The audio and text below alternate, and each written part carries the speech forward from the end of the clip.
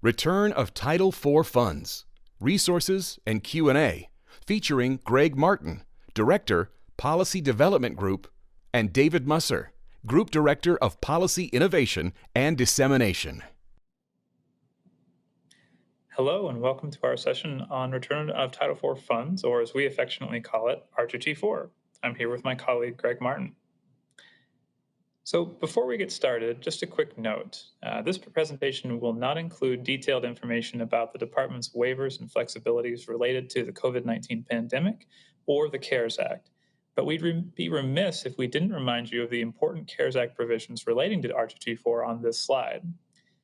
Under Section 3508 of the CARES Act, institutions are not required to return funds under normal R2T4 provisions for students who withdraw due to COVID-19, though the law does require you to report how much was not returned as a result of these CARES Act provisions.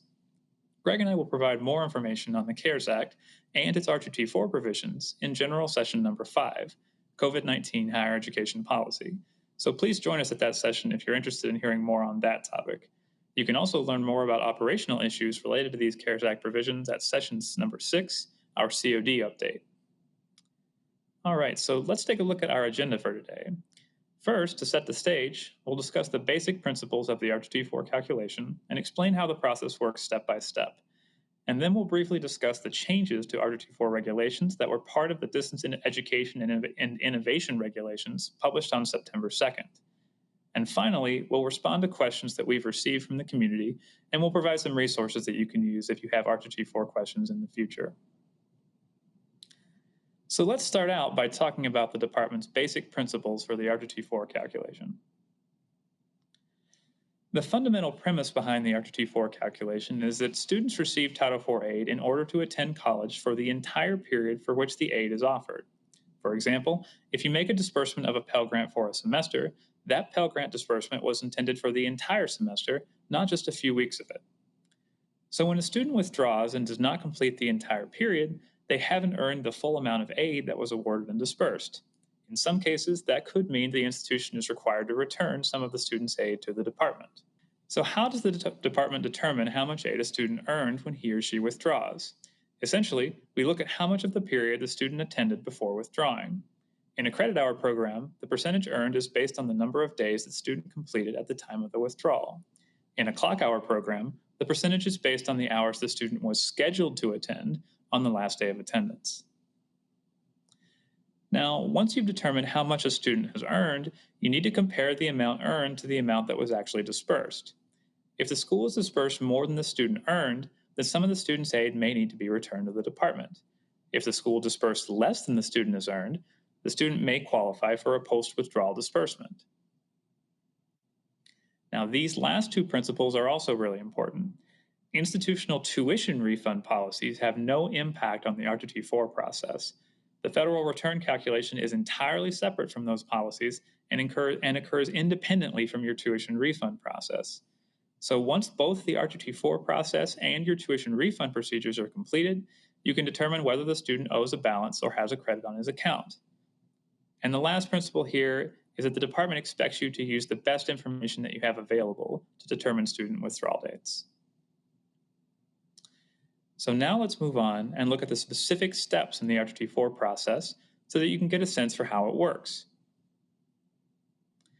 By the time you start this process, you've discovered that the student has withdrawn, either through your school's formal withdrawal process or some other means. The first step in the R2T4 process is to identify all the aid the student was eligible to receive at the time of the withdrawal, and that includes both aid that was dispersed and aid that was not dispersed, but that could have been dispersed during the period. The worksheet requires you to identify disbursements by Title IV program. So for example, Pell Grant disbursements, subsidized loan disbursements, etc. Determining the amount of aid that has been dispersed is relatively straightforward. You simply identify all the aid that was dispersed at the time of the student's withdrawal. Figuring out the amount of aid that could have been dispersed is a more complicated process, and I'm not going to go into it in this presentation. But we use several criteria to determine how much aid can be included in this category, and there are different requirements for different programs. For example, you just need to have an ISER or SAR with an official EFC to consider a Pell Grant disbursement to be aid that could have been dispersed, but a direct loan also needs to have been originated prior to the withdrawal date. So once you've determined all the aid that was dispersed or that could have been dispersed and you've added it all together, the next step is to determine the percentage of the period that was completed. This works differently for credit hour programs and clock hour programs, so we'll discuss each of those in turn. For a credit hour program, the number of days in the numerator is the number of days that the student attended as of the withdrawal date. The number of days in the denominator is the total number of days in the period. You subtract scheduled breaks of 5 days or more from both the numerator and the denominator of the calculation. Now, here's a really important point. If the percentage completed is more than 60%, then the student has earned 100% of his or her aid for the period. And note that when we say greater than 60%, what we really mean is at least 60.01%, so more than 60%. In a clock hour program, the concept is the same, but the unit of analysis is different. Here, the numerator for the calculation is the number of hours that the student was scheduled to complete as of the student's withdrawal, and the denominator is the total number of clock hours in the period. Just like the credit hour calculation, if a student was scheduled to complete more than 60% of the hours in the period on the withdrawal date, the student has earned 100% of his or her Title IV aid for the period. In both credit and clock hour programs, this calculation will produce the percentage that the student has earned, and you will apply this percentage throughout the rest of the calculation. So steps 3 and 4 of the calculation are important because they will yield the dollar amount of Title IV funds that the student has earned for the period. The calculations here are fairly straightforward. You multiply the total amount of aid that was dispersed and that could have been dispersed, which you determined earlier in box G, by the percentage earned, which you found in the last step. That will result in the total amount of aid that the student earned for the period. At this point, the calculation asks you to determine whether the amount earned is greater or lesser than the amount dispersed. If the amount earned is greater than the amount dispersed, the student may be owed a post-withdrawal disbursement. If the amount earned is less than the amount dispersed, it's likely that the institution will need to return some of the student's aid to the department. If you find that the student earned more than was dispersed, then you'll stop here. Post-withdrawal disbursements should be made from grant funds before loan funds, and if a student has earned a post-withdrawal disbursement of loan funds, you'll need to notify him or her of the amount of that disbursement and ask if the student still wishes to receive it. Now, if you determine the student earned less than the amount of aid that was received, you'll need to go on to the next steps in the calculation. At this point, we're determining which party owes a return to the department, the school or the student. The amount that the school is responsible for returning is calculated by adding together all the institutional charges that occurred by the withdrawal date and then multiplying that total by the percentage of the period that the student did not complete. So let's do an example. Let's say the school charged about $4,000 for the period, and that was the only institutional charge. The student completed 25% of the period, and in that case, the student did not complete 75% of the period. The school would multiply $4,000 in charges by 75%, which is $3,000. In that case, the school would be responsible for returning no more than $3,000, and it might be less than that if the amount of unearned funds is less than that. So once you've established the total amount that the institution has to return to the department, you must make those returns in the order prescribed by law, and you can see that here on the slide. The order begins with loans and ends with grants. At this stage, you'll need to make adjustments to awards that are recorded in the Common Origination and Disbursement System, including Pell Grant and direct loan disbursements, and then you'll actually have to make the required returns by moving the funds to your federal funds account and ultimately returning the funds to the G5 system. Finally, once the school has determined the amount it must return, any remaining amount of unearned aid is the responsibility of the student. If the unearned aid is direct loan funds, then no further action is required. The student will simply repay those funds in accordance with the normal terms of the loan. However, if the unearned aid is Title IV grant funds, for example, Pell Grants, FSA, or Teach Grants, then the student may be responsible for returning some of those funds. But first, the calculation protects 50% of the total grant assistance disbursed for the period, so students are only obligated to repay amounts that exceed that number. When this happens, it's considered a grant overpayment, and the institution has to notify the student of his or her obligation to repay those funds. The student will retain Title IV eligibility until 45 days following the date that the institution sends that notice. After that, the student can repay the funds in full, or the school can repay the funds on the student's behalf, or the student can sign a repayment agreement with the school. But if none of those things happens, then the school has to refer the student to the department's default resolution group for collection and report the overpayment to NSLDS. Also remember that you never need to require a student to repay $50 or less, including as a result of the RTT4 process. All right, so now we're going to switch gears a bit and we're going to discuss some of the regulatory changes related to RTT4 that will be going into effect on July 1st, 2021. We received a number of questions about the new regulations, so instead of answering them individually, we decided to describe the changes in greater detail in this presentation. The Distance Education and Innovation Regulations were published on September 2nd of this year, and they'll be effective for all schools on July 1st of next year. Institutions have the option of implementing the regulations early. If you choose to do that, you just need to maintain signed and dated documentation of that decision to early implement some or all of those regulations. We don't specify who has to sign that documentation, but it needs to be a person with the authority to make that decision at your institution. We'll provide more information about the Distance Education and Innovation final rules in session number 12, which is also offered by my colleague Greg. So check that out if you're interested in those new requirements.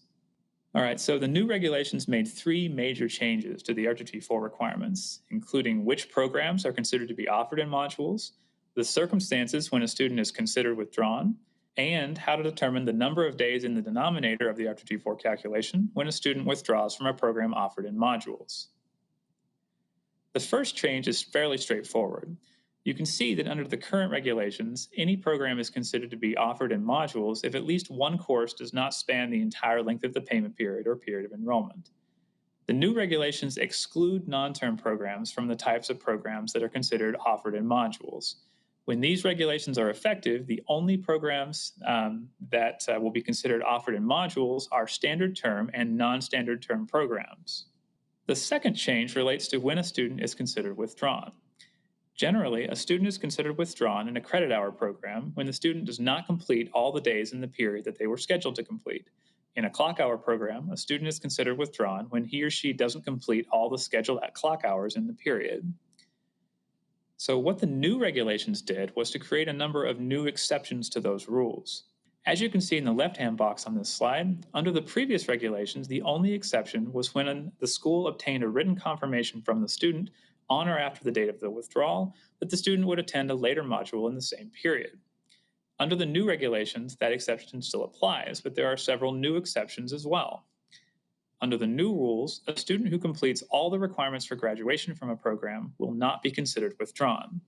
So for example, take a student who is scheduled to attend 2 modules in a term, but manages to finish the requirements for his or her program at the end of the first module, and then doesn't need to take any classes in the second module.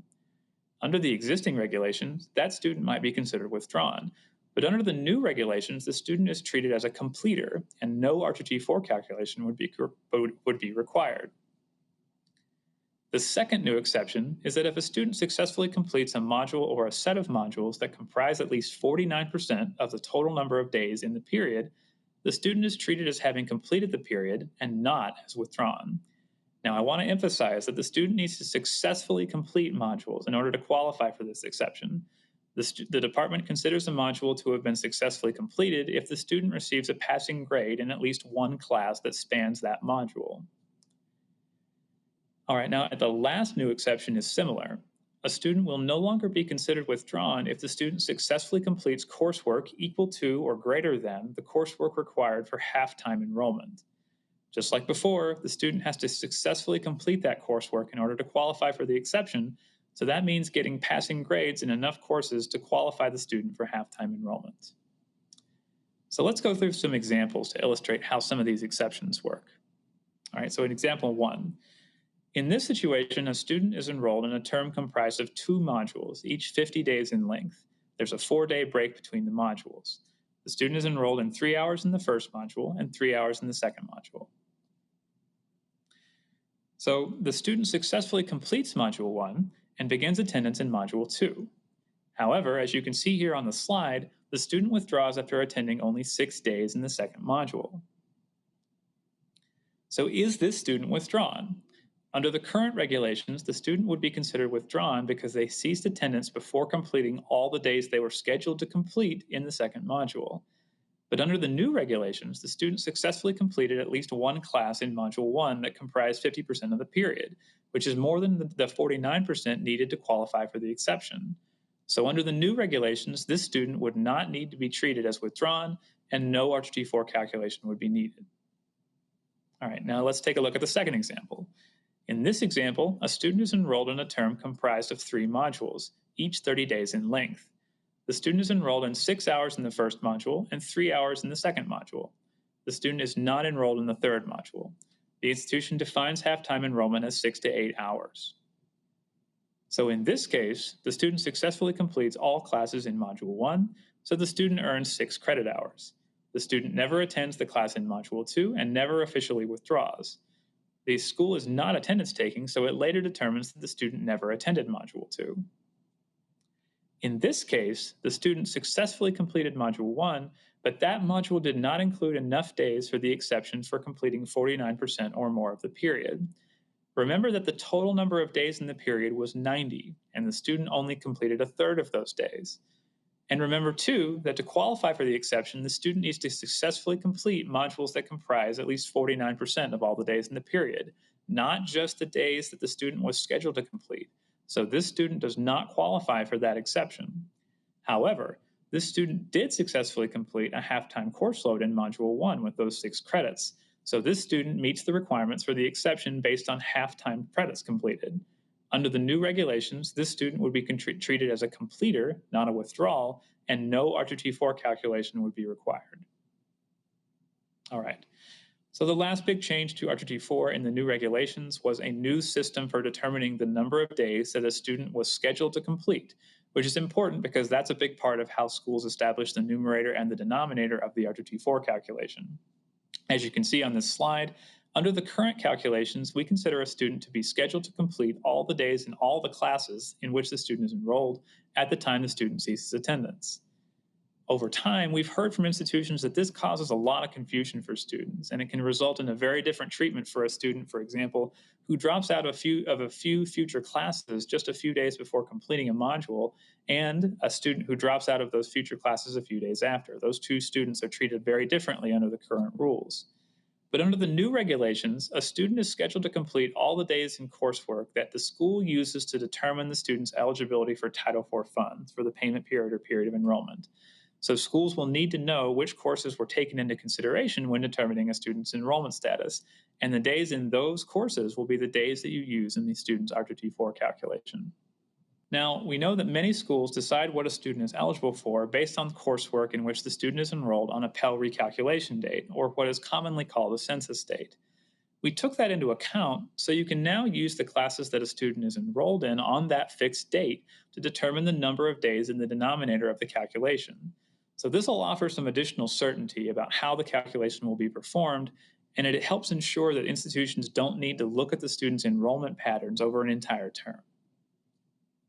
All right, and that's about it for the major changes in the regulations. So now I'll turn it over to Greg for the question and answer portion of our presentation. Greg? Thanks, Dave.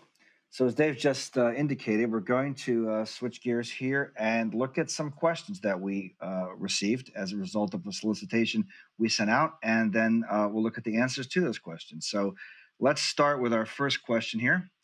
We have a student who attends part of a semester and drops all the classes.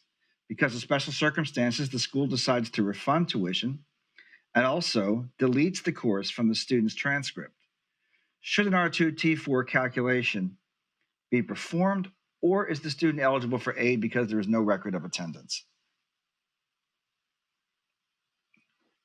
So this is a question. This is a question we get frequently and have received over the years, and so it is an important one. So let's take a look at the answer. If an institution has determined that a student attended at least one day during a payment period or a period of enrollment, it must perform an RTT4 calculation to determine the amount of aid for which the student is eligible.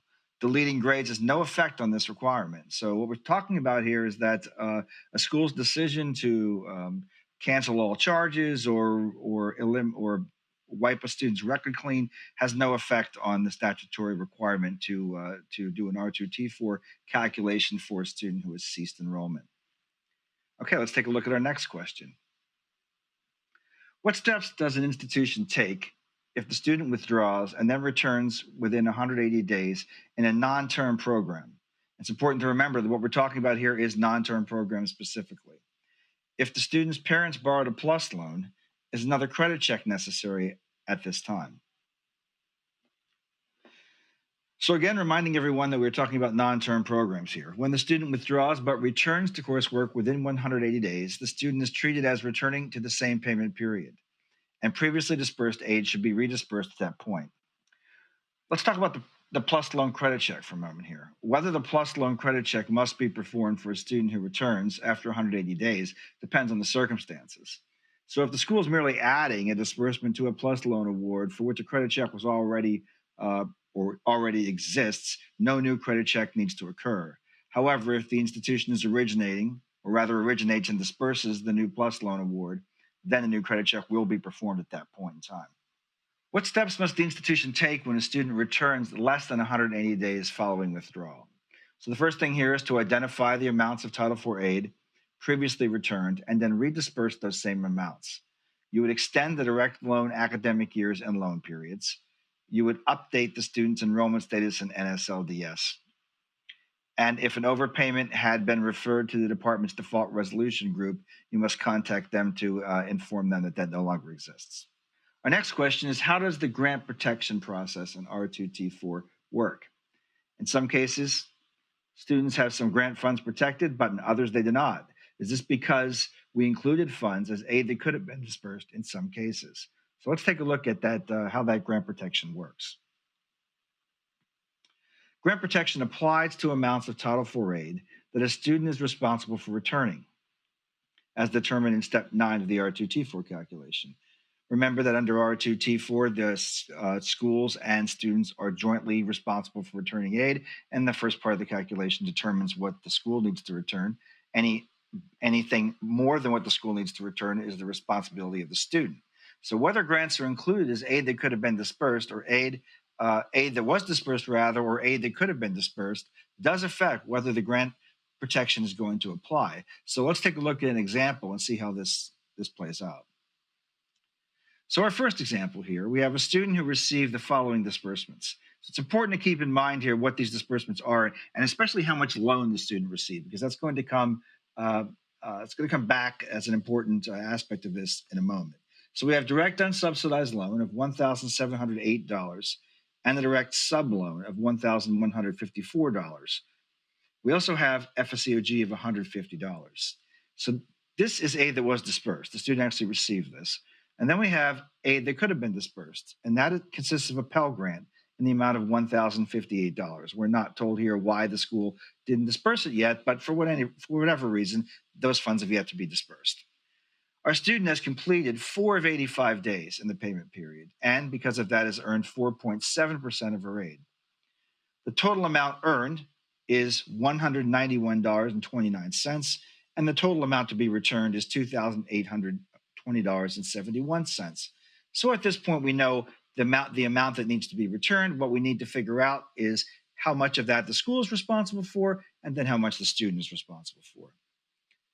So we have here institutional charges for the period of only $470.65. That amount is multiplied by the percentage unearned, and that equals $448.53 that the institution is responsible for returning. The remaining $2,372.18 is going to be the responsibility of the student. So the institution dutifully returns its $448.53 in direct unsubsidized funds. In steps 8 through 10 of the R2T4 calculation, the institution will have to determine what to do with the remaining $2,372.18, which is the student's responsibility. So in this case, the full amount can be applied to the student's loan. Now, I told you to remember what the aggregate amounts of the student's sub and unsub were, because that comes into play here. And you'll note that that exceeds the amount for which the student is responsible. So the full amount here can be applied to the student's loan. So because of that, and then the student can repay whatever is left under the terms of the note. So in this case, we don't need to apply any grant protection, because grant protection only applies when there is a return for which the student is responsible that exceeds the remaining loan funds.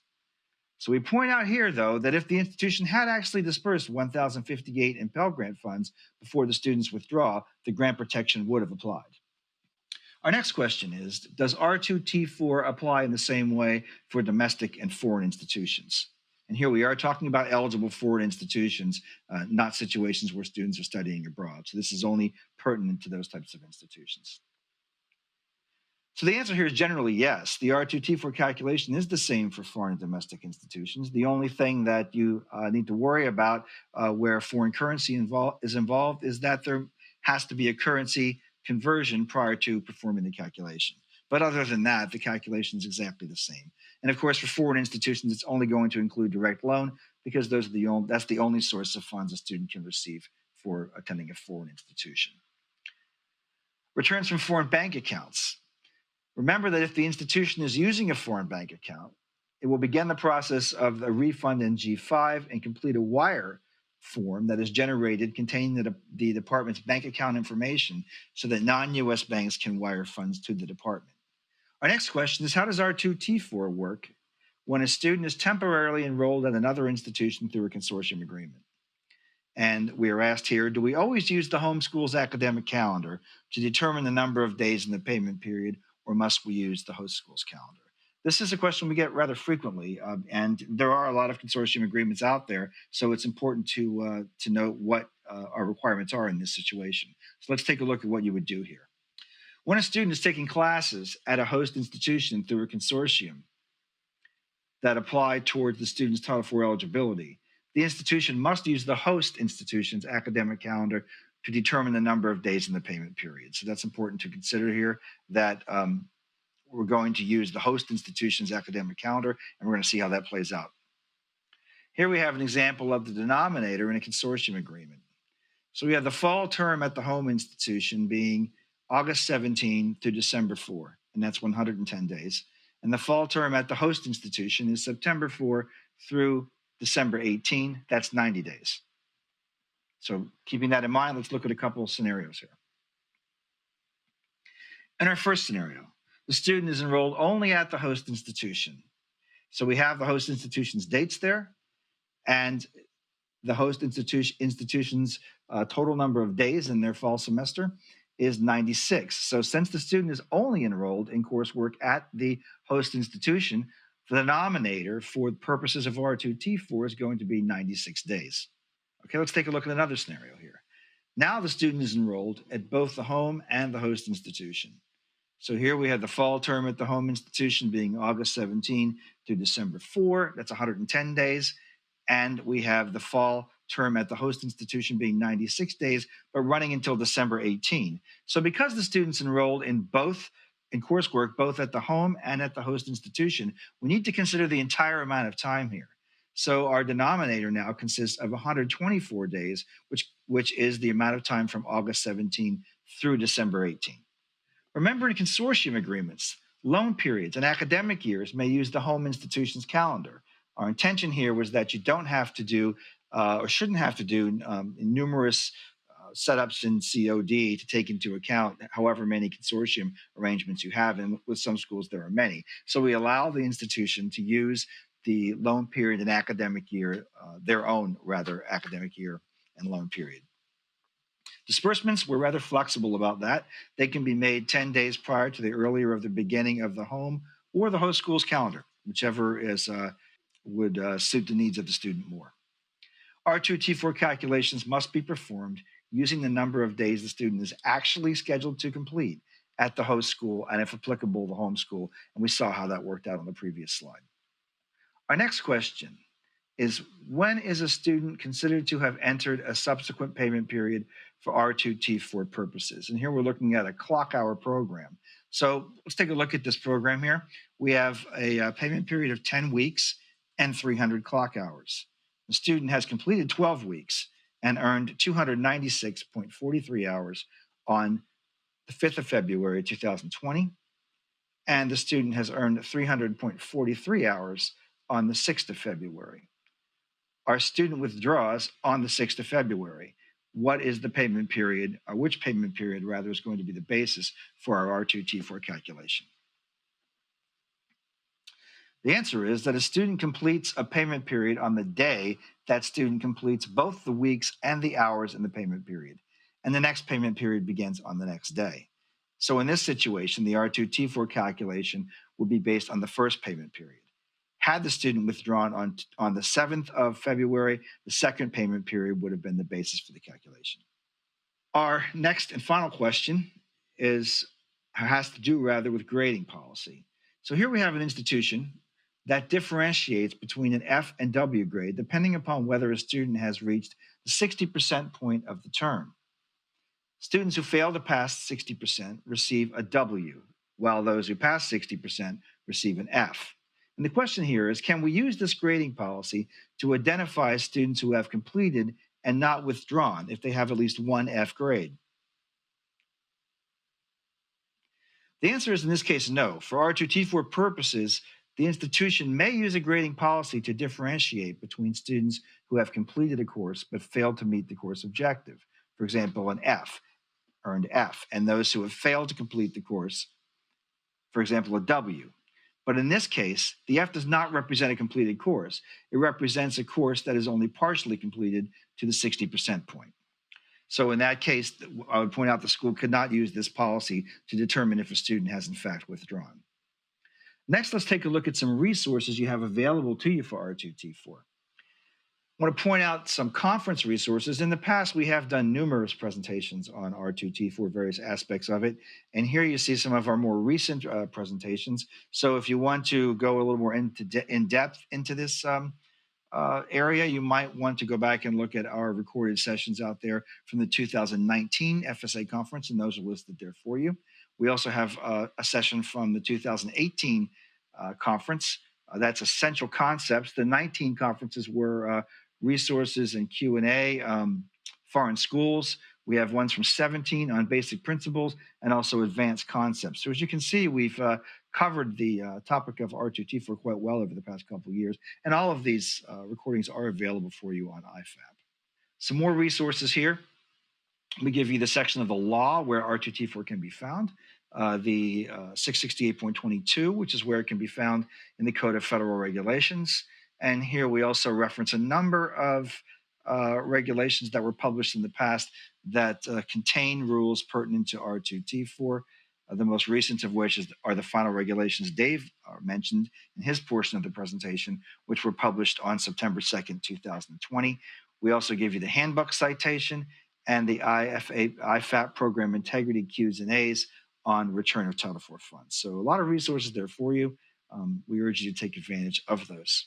Some dear colleague letters that we have as well that pertain to R2T4. I want to caution you about these dear colleague letters. Some of them go back quite a ways. As you see here, we have one listed as far back as the year 2000, which now has faded into the past quite a bit. So these are rather old dear colleague letters, and in the case of the first one, 20 years old. So these are still useful in some regard. There are some things which have changed. So I just want to apprise you of that as you look back at these dear colleague letters.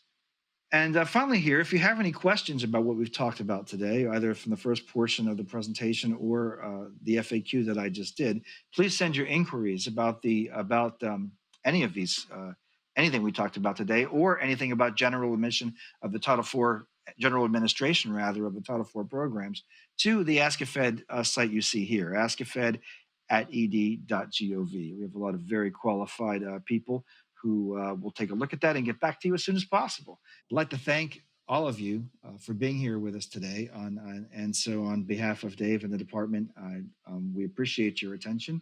And here you have the contact information for both of us, should you have any questions about what we talked about today. And I wish you a very pleasant remainder of the year and a great holiday season.